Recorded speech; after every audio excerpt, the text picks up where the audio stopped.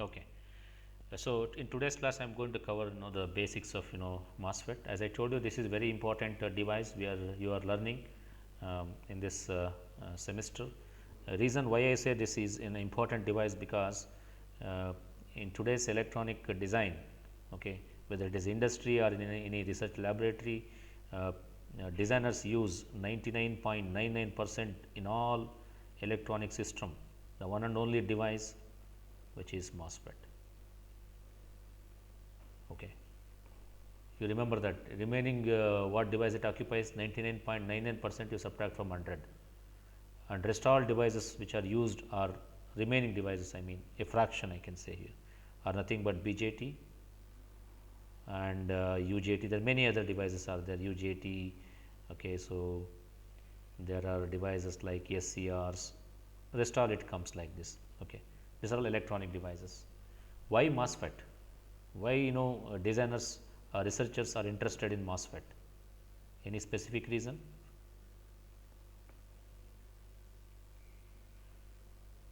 The IC design industry is completely dependent on MOSFET, you know that. Okay. Have you heard about the technology called as CMOS any time? CMOS technology.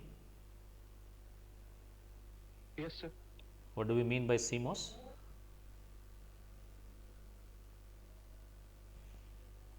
What do we mean by CMOS? Okay, the last MOS term remains same as MOSFET only. Instead of writing everything MOSFET, we have shown here CMOS. C stands for your complementary.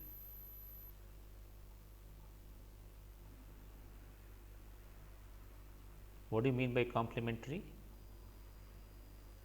Opposite of the previous one, like a complement. Exactly, exactly. Complementary metal oxide semiconductor, CMOS, that is the expansion here. Whenever we say MOS, it is a MOSFET only, nothing else. So, complementary MOS. So, this is the currently used technology in almost all electronic systems. You see your mobile handset, you see your television, you see your laptop, processor, DSP processor, microcontroller, you take up any electronic system, it is CMOS. So, technology used in almost all electronic system design is CMOS, and CMOS contains both NMOS, PMOS. That is why it is called complementary. It is just both you will see uh, in a single device, in a single circuit. A CMOS means it is NMOS plus PMOS. That is why it is called complementary. Okay, so we are going to discuss these two devices quickly in today's class. Okay, that means you are studying NMOS, you are studying PMOS, that means you are studying CMOS. Okay, so CMOS is currently state of the art technology. Okay, in IC design we can't say that how long the technology will sustain, because day by day the technology is going to become miniature. Things becomes very small in IC design. Probably in 2005 or 10, technology was 180 nanometer. Currently technology has moved to 22 nanometer. Look at the change in the device size. It has drastically come down. Okay, 22 nanometer. Okay, so that means day by day this may move on to another technology. You need not get surprised if they move to 5 nanometer technology. Okay, so things get very small. That's why you are able to get the mobile hand phones very small, compatible, laptops very small, compatible. Okay, palm tops, many such small systems you are able to get because of this reason only. Okay, I see technology has improved a lot, and the state of the art is now it is CMOS, dominant technology I should say. When I say this, why the important characteristics of this CMOS technology, why designers or engineers are interested in CMOS, because the power consumption in CMOS is very less. Okay, in 1940s we were thinking that power is not a problem, transistor is a problem. I mean, designing many transistor functions based on many transistors is a problem, but today that trend is totally reverse. Transistor is not a problem. You use as many transistors as possible, according to your function requirement. If you want to develop a microcontroller, if you want to develop a say simple adder, use as many transistors as possible. That is not a problem at all. Number of transistors is not a problem, but in 1940 that was a big problem. Okay, if you have come out with too many transistor, people were saying that your design is not what should I say is not optimized. Okay, so minimized I should say. There are so many redundant transistors people used to find. Today it is not at all a problem. What is problem is power. See, the saying earlier here in 1940 people were thinking that power is not a problem, use as much power as possible, let your circuit consume lot of power. But today you see that power is very, very important. That is why people are looking at CMOS. The one and only technology which uses ultra low power consumption is CMOS. Reason is because it has got NMOS and PMOS. Because here NMOS works for positive voltages, gate source voltage, drain source voltage. PMOS works for negative gate source voltage and drain source voltage. One is positive, other one is negative. I always imagine whenever I say explain students about NMOS and PMOS, they are like two enemies in a single cell. What happens when you place enemies in a single cell? Just it is out of this scope of this topic. I am asking you this question. Suppose if your opposite person is placed in the same room, what will you do? So they will fight each other, sir. Definitely. What for? What purpose? For their existence, who is For- the top? They just for? I didn't get it. What you are saying?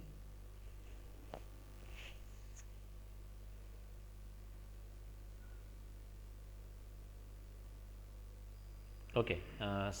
Here see the NMOS and PMOS, as I told you, one works for positive voltage, other works for negative voltage. I compared this to putting two enemies in a single cell. They fight each other to which one to go out, right? Escape from that cell. But unfortunately both will not go out, right? Both try to fight, and from that fighting we people are taking advantage. What is that advantage? It is power consumption. You are going to get low power consumption because these two fight each other for the output. Who wants to raise the output signal, output voltage level? NMOS thinks that I can raise my output signal. PMOS thinks that no, I can come, I will pull the output signal. This tries to pull the output voltage level to downwards, this tries to pull the output voltage level to higher level. Are you getting it what I am trying to say? NMOS wants output to be at higher level. PMOS wants output voltages to be at lower level. Now see, who is going to win in this competition? When this guy try to raise the output level, when this guy will try to pull that output level. You have seen this, experienced this in logic gates, right? Okay, output staying at 1, output staying at 0. Look at the NAND function, NAND gate, how it functions. Okay. So, this is using these gates, transistors, you can design NAND gate, NOR gate, many logic gates can be designed based on CMOS. Now, you see that in your logic design, if you are studying TTL based NAND gate or NOR gate, OR gate, NOT gate, I strongly advise you to study CMOS based NAND gate, NOR gate and all logic gates. You will enjoy the real logic design. Okay. So, try to focus on CMOS based logic gates, CMOS based digital circuit design. Okay, with that let me move on to the fundamentals of NMOS. Look at this, I was telling you about NMOS, right? This is the structure of NMOS. Okay, so try to understand here, this is N channel,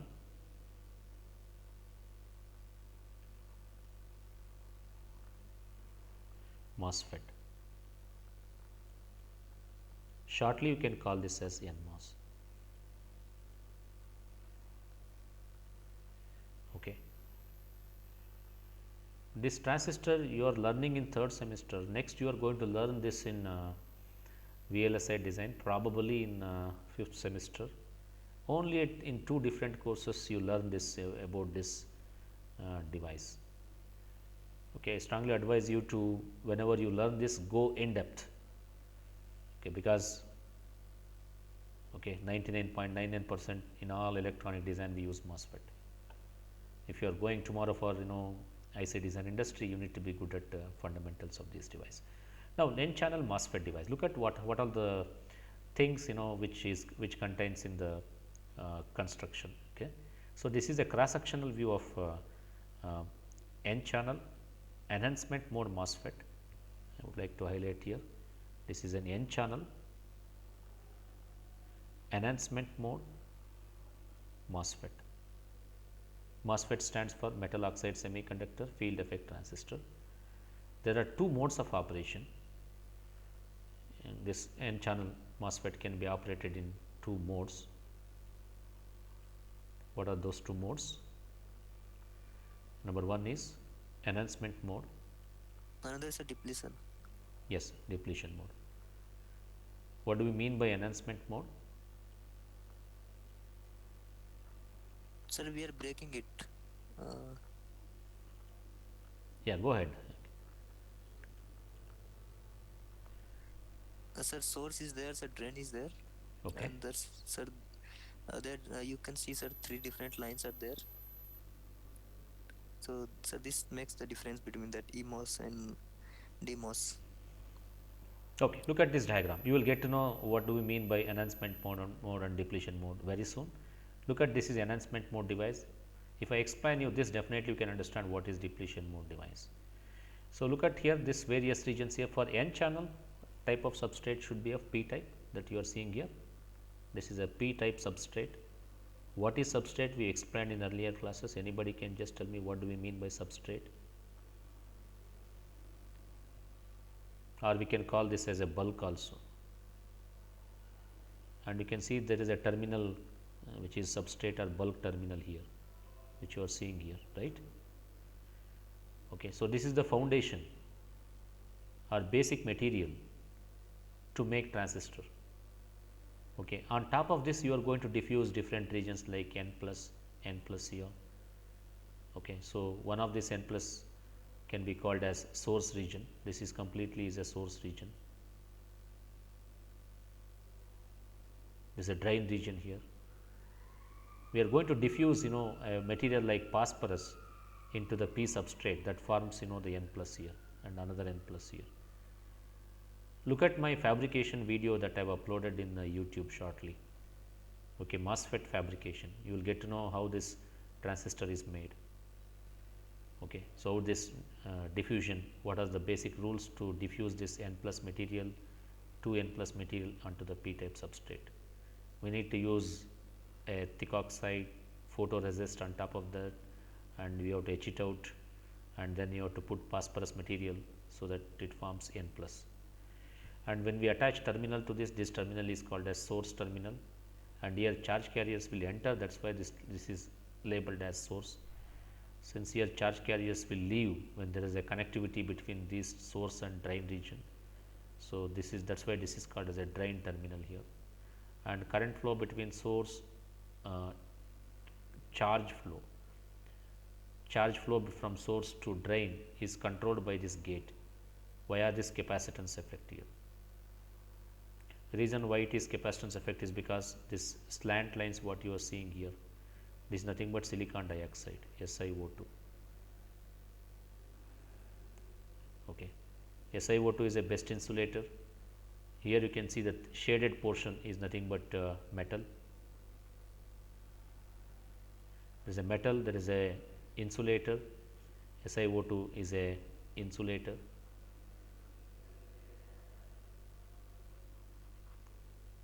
And below there is a P type substrate here. Don't you think like a capacitor, this one? This is like a capacitor. Look at here, gate, and this is substrate or bulk. Here we have SiO2. Okay. Now, through this capacitance operation here in the MOSFET, now charges which get induced in the bulk is very important here.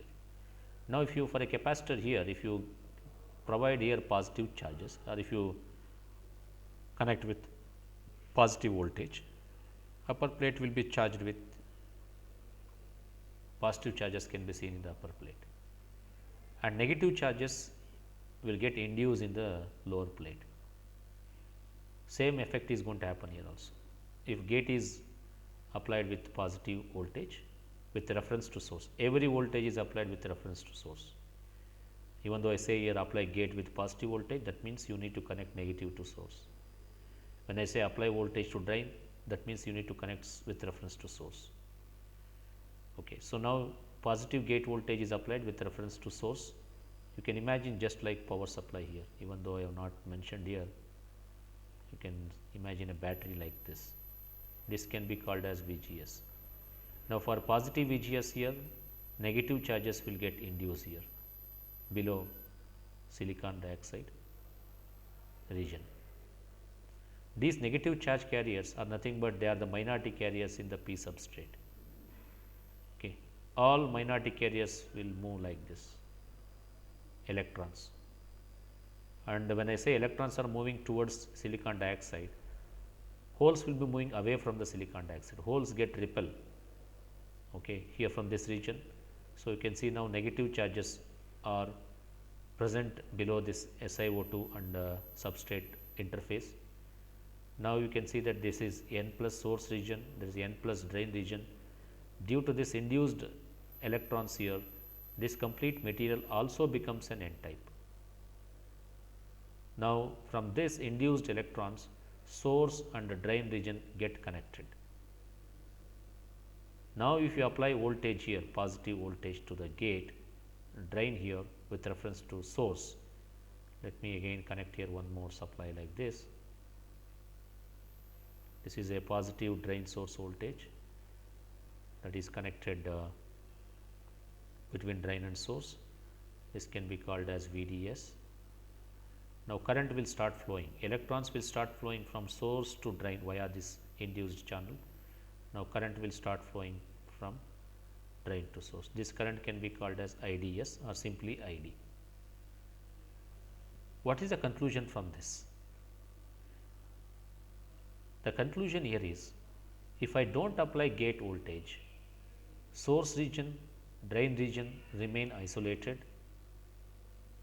Though we apply drain to source voltage, without gate to source voltage, device will not conduct, because you do not see this induced channel, therefore, the source and drain region remains isolated. That is why the symbolic representation is like this. Look at this split here, what this split shows here. This is a drain region, this is a substrate, this is a source region here.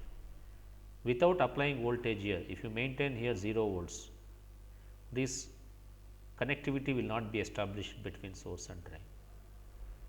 You need to apply here positive gate voltage with reference to source, then these regions get connected here, this region get connected here, this region get connected. So, there is a continuity between the source and drain. Now, if you apply voltage here, drain source voltage, current will flow from drain to source. I hope you understood the symbolic representation. And you also see here in the symbol what we have shown, this is an empty space here, you can see here this is an empty space. Okay. So, there is a gate here,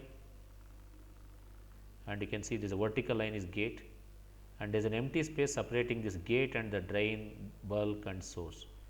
This empty space is nothing but silicon dioxide.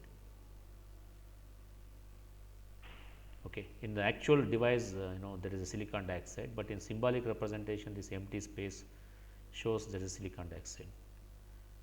In reality, what do we mean by empty space? A region with very high resistance. Okay. Generally, insulators have very high resistance. So, therefore, this is empty space shown here between gate to all 3 terminals. Okay. So, that represents a silicon dioxide, and there is a large resistance between gate to these 3 terminals. When we say large resistance between gate to these 3 terminals, current here will be very, very less. The current here I g will be equal to 0, ideally speaking. Practically negligible amount current flows here, because there may be some defects in the silicon dioxide. Due to that, small gate current may flow. Generally, this gate current is taken as 0. So, this is how the n channel enhancement mode device works. Okay. So, for 0 volt this device does not conduct. For voltage positive and above, let me say a threshold voltage of this device is V t is equal to 1 volt. A minimum voltage between gate and source required to form a channel, that is called as threshold voltage. When gate to source voltage is exactly equal to 1 volt, that is threshold voltage of this device, there is a formation of induced channel here. Then when you apply drain to source voltage, current will flow from drain to source.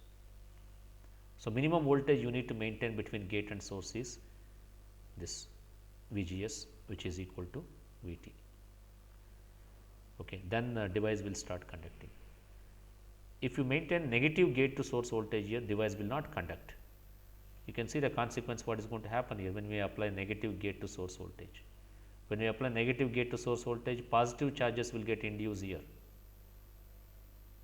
Okay.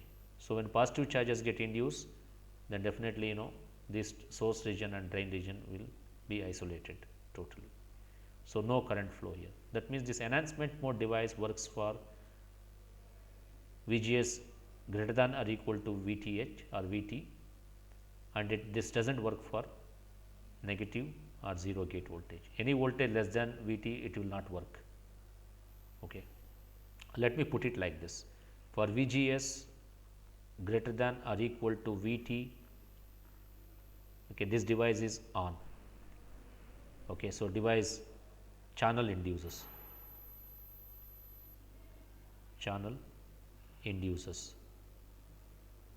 induced.